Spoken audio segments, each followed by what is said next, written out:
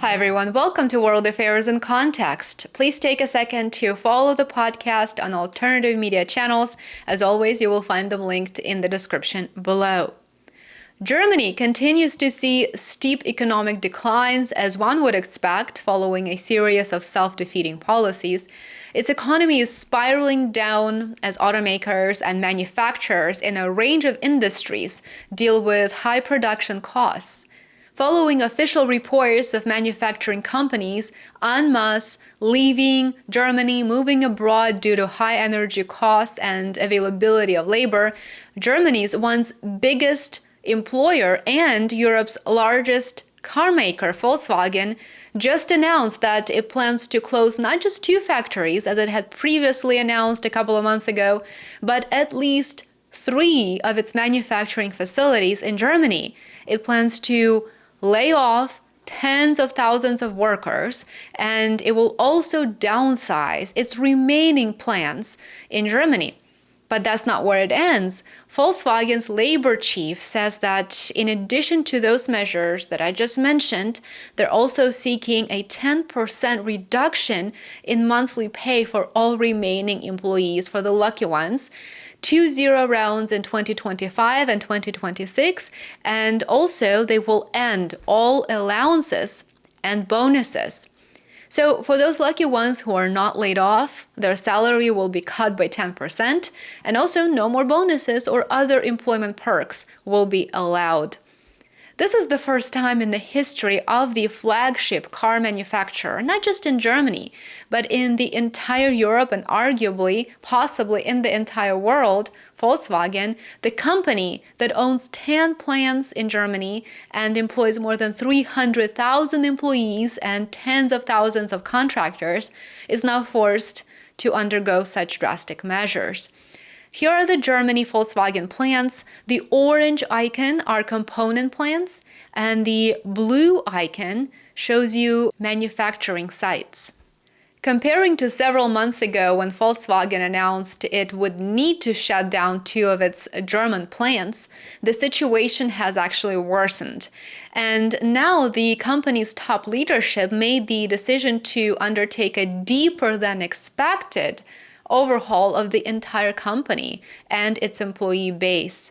If this is what's happening to the largest company in Germany, Europe's biggest car manufacturer at one point, imagine the financial struggles and losses that are experienced by smaller enterprises. Needless to say, Germany is moving decades back in its economic capacity that simply cannot be restored without access to either cost-efficient Russian natural resources or building up renewable and fully reliable clean energy infrastructure. The latter, of course, is possible. It is possible, but it requires immense financial investments, immense financial resources, and time. So it is safe to say that it's not happening in the near future. I'd like to quote the General Works Council chairwoman, Daniela Cavallo, who said, in reference to the company's plans not just to close but downsize all plants in the country, she said, this is starvation, a weakening in installments. This is the plan of Germany's largest industrial group to start the sell-off in its home country. All German Volkswagen plants are affected by this. None of them are safe. The economic situation in Germany for businesses is getting ugly, and what's driving these layoffs and closures is the fact that there are no positive forecasts in sight. I will update you on the latest IMF forecast in the coming days. Things are not expected to improve, so businesses naturally seek to cut their losses as soon as possible, as soon as they can. Here's what Volkswagen CEO Thomas Schäfer had to say, and he was very, very straightforward. He hit those main points that I have been discussing for months now. Take a look. He says, we're not earning enough money with our cars currently. At the same time, our costs for energy, for materials, and personnel, which are all inputs in manufacturing, those costs have continued to rise. This calculation cannot work in the long term. He's clearly telling us, look, this is simply not sustainable. And if it's not working for a capitalized company like Volkswagen, the current economic conditions won't work for any other manufacturer in Germany. So we have to get to the root of the problem, he says. We're not productive enough at our German sites, and our factory costs are currently 25 to 50% higher than we had planned. This means that individual German plants are twice as expensive as the competition. What competition is he referring to? The competition from China, of course. Europeans are purchasing more EVs and goods that were made in China than the ones produced in the European Union because the cost-to-quality ratio satisfies them. In addition, we at Volkswagen are still processing many tasks internally that the competition has already outsourced more cost-effectively. This means that we cannot continue as before. We must quickly find a joint and sustainable solution for the future of our company. So there you have it. He's referring to the future of the company. He's not sure if Volkswagen can actually stay in business as it is. And I think it is very clear that the answer to that question is probably no if things continue as they have been.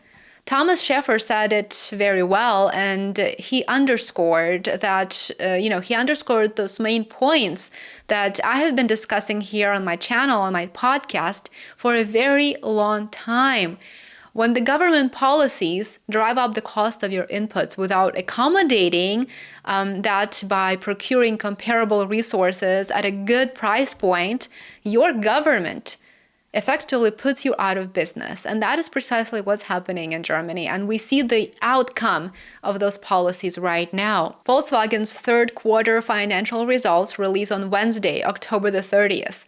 Ahead of those results, its management made the very troubling announcement on Monday. And so this means that the results are far worse and that this might be the first round of layoffs. This is probably not the end. This is just the beginning, with more to come at year end. Remember that companies, and I say this as a CPA, companies seek to smooth out their losses so nobody will take the biggest chunk of their losses at year end. That's not what companies do.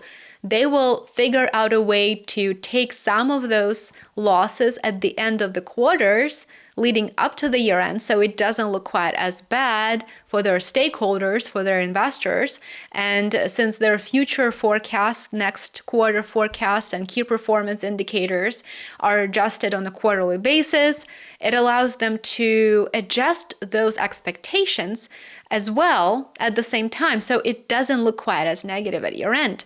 And so my take is that that is the goal here.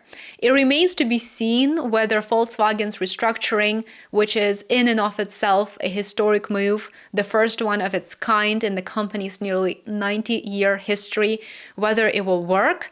However, there are many factors at play here. It's not just energy costs that drive up the cost of production, but also a very intense competition from China, since China is able to manufacture goods very, very efficiently, and consumers want to purchase those goods. So something to think about for European producers. My prediction is that there's more bad news to come here. I will keep you updated as always. Thank you for watching. Thanks for joining me. Remember to show your support. It truly goes a long way. Like, subscribe, and share. For more content, make sure that you check out my alternative social media channels. I certainly hope to see you there as well. Enjoy the rest of your day, and I will see you back here soon. Take care.